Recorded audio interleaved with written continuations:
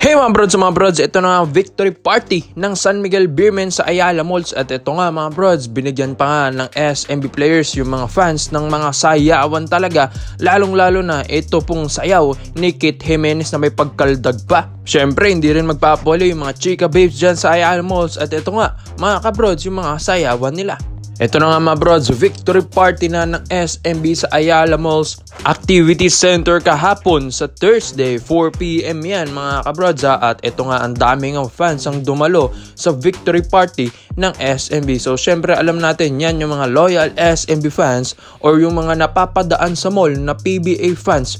And syempre mga brods, dito mas dumami yung mga taong nanonood. So alam natin na masayang masaya talagang SMB players mga brods, lalong-lalo na ito pong si Kit Jimenez at Troy Malilin mga brods na first time maging champion. Biruin nyo itong si Kit Jimenez, rookie pa lang ito mga brods ha. Pero syempre, unang kampiyonato niya agad sa PBA. Alam naman natin, yes, sasabihin na natin na nabuhat ito pong si Kit Jimenez dahil hindi naman siya masyadong nagagamit sa SMB. Yes, nabuhat siya ng mga kuya niya.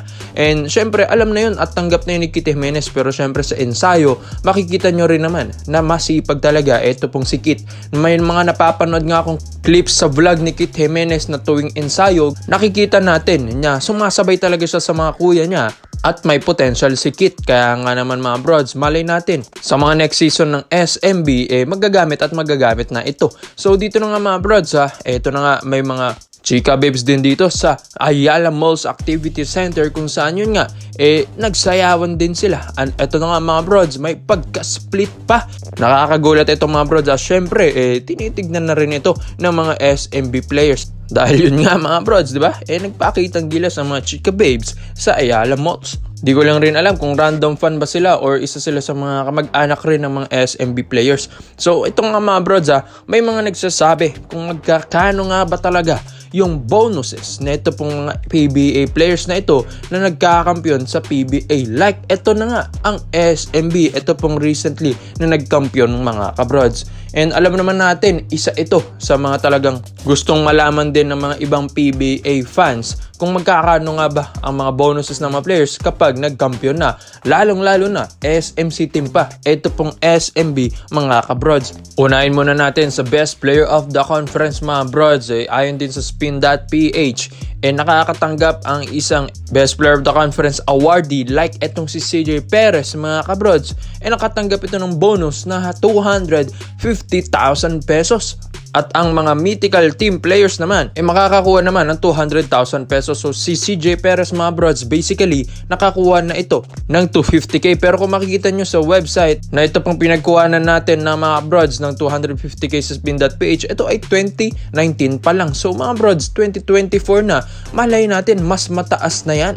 At ang isang MVP naman like Junmar Fajardo, nakakatanggap itong mga brods ng 500,000 pesos bonus ayon sa Spin.ph. Pero kapag nasa mythical team na siya ay hindi na ito makakatanggap ng 200k bonus. Pero mga brods 2015 pa ito pong website ng Spin.ph yung pinagkuha na natin ng source na yan. So malay natin mas mataas nang nakuha ni Junmar dahil 2024 na. So dito na nga tayo sa championship mga brods na bonus. Mga bros, nakikita natin wala pa masyadong na ilalagay dito sa website ng Spin.ph kung magkano nga ba talaga ang bonuses ng mga players kapag nagkampiyon sila.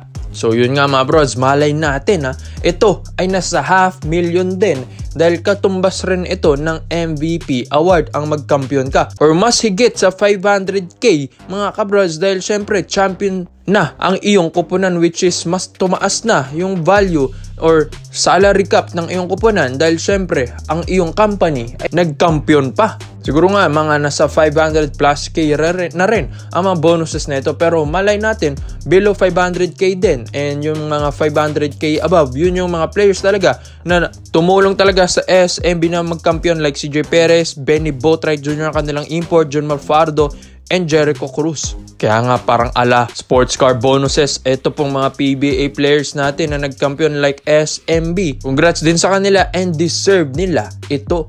So dito naman po tayo sa kabilang balita naman natin mga kabrods. Ito nga pong si Coach Tim Cone, alam ko pinapabalik na niya. Ito pong sina Kai Soto, AJ Edu, andito na rin mga kabrods. Ang pogi or papa Papa Dwight or ito pong si Saint Dwight ng Japan, mga brods, nandito na rin sa Pinas. Kaya nga, syempre, puspuso na magiging ensayo ng Gilas Pilipinas natin dahil syempre, etong February na rin ang kanilang laban, mga kabrods, sa FIBA Asia Cup 2025 qualifiers, mga kabrods. So, exciting talaga ang ating papanoorin, lalong-lalo na bumalik na si JB.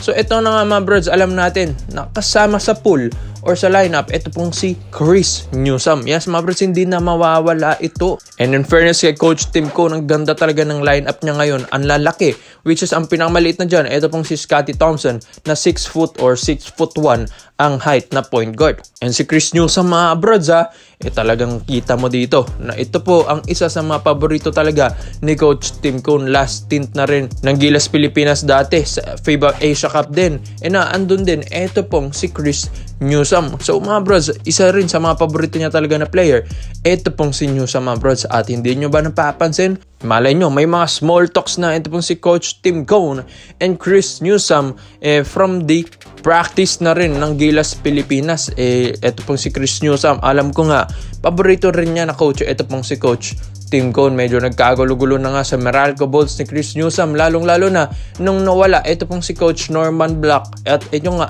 yung bagong coach nila na si Coach Luigi Trillo as their head coach. Ito nga ang isa sa mga hindi rin close talaga ni Chris Newsome at alam niya na mas maganda ang sistema nga ni Coach Norman Black at gustong-gusto niya si Coach Norman na bumalik. Kaso nga lang, iba na mga kabrods, baka dito na siya kay Coach Tim Cone didikit. And yun nga, mapupunta ito sa Barangay Nebra San Miguel if ever man na ito pong si Chris Newsome ay talagang maihatak ito ni Coach Tim Cone. Syempre, alam na ni Coach Tim yung laruan ni Chris Newsome. Hindi naman niya kukunin yan nang wala lang, di ba mga broad, sa FIBA Asia Cup. So, alam natin na itong dalawang ito ay may small talks na rin or small negotiation na rin mga broads. Malay natin hinahatak na talaga ito ng SMC. So alam natin ito pong si Coach Tim Cone kasi paborito niya talaga yung mga big guards. Like ito pong sina Scottie Thompson, 6 footer, 6'1", tapos ito pong sina Pringle, like 6 footer din mga broads. And ito pong si Chris Newsome na 6'2" or 6'3" ang height. Favorite din ito ni Coach Tim Cone at sa tagal ba naman ni Coach Tim sa PBA, syempre gustong-gusto niya rin na mapunta rin si Chris Newsome sa kanila. Hindi nga lang niya makuha-kuha si Newsome dating-dati pa mga broads dahil alam natin ang Meralco Bolts ay ito, syempre MVP group ito kay Boss Manny B. Pangilinan. Mahihirapan silang kunin ito dahil hindi naman ito farm team. And isa pa, si Chris Newsome ang isa sa mga talagang nagawa sa Meralco Bolts at isa sa mga key player nila doon. Kaya mahihirapan talagang Ginebra na kung gugustuhin man nila, hindi nila talaga magawa dahil syempre hinaharangan ito ng Meralco Bolts na kahit anong offer pa yan. Pero si Newsome, alam ko nga, deep inside gusto rin niya talaga sa Ginebra. Syempre, with good coach, good system, good salary, disiplinadong players, and yun nga mga broads, ang daming fans. Kaya sa tingin nyo ba mga broads, deserve ba ni Chris Newsome na mailipat sa Ginebra? At sa tingin nyo ba mga broads, kung gugustuhin ng Ginebra, sino ang bibitawan nila with a fair trade? Kaya komento mo na po yung mga dito mga broads at isa natin yan. Salamat po sa panonood mga broads. This is Updated Dialect lang. I'm out.